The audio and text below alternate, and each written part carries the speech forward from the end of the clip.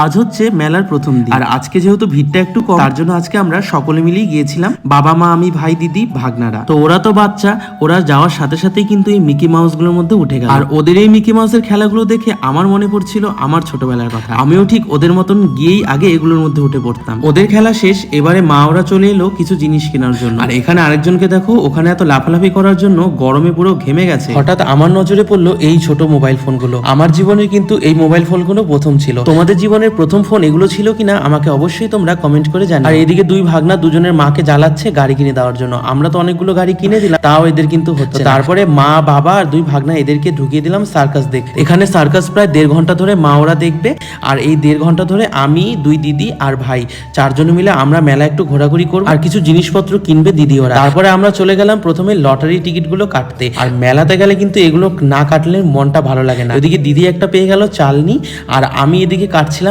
আমার ভাগে কোনো সময় বড় কিছু জোটে না, তবে এবছর আমি একটা অনেক বড় জিনিস পেয়েছিলাম, সেটা আমি তোমাদেরকে ভিডিওতে দেখাবো। আর একটা সাবানের কেস আমি পেয়েছি, আর এখানে আমার বড় দিদি কাটছিল। বড় দিদি কাটার পর এখানে বড় দিদি একটা মগ না জগ পেয়ে গেল, আর এদিকে ওটা দিয়ে আর একটা ঝুড়ি পেয়ে গেল। আর এখানে তারপরে কাটছিল আমার ভাই, ও একটা বোতল পেয়ে গেল। সকলের টাকাগুলো কিন্তু জলে যায়নি, প্রায় ছোট ছোট জিনিসগুলো আমরা পেয়েছি। এগুলো লটারি কাটতে না কাটতেই হঠাৎ চোখে পড়লো মেলার ভিতরে ঢুকে গেছে কালী। আর এই কালী নাচ দেখে তো আমার ভাগনারা ভয়ে শেষ। তো যাই হোক, এখন আমরা বাড়ি চলে যাব। সকলের মেলা ঘোরা আমাদের কমপ্লিট হয়ে গেছে, যেহেতু আরো দিন আছে, আরো আসতে হবে। ভিডিওটা এখানে শেষ করছি। ভালো লাগলে অবশ্যই ভিডিওটা লাইক করো। টাটা।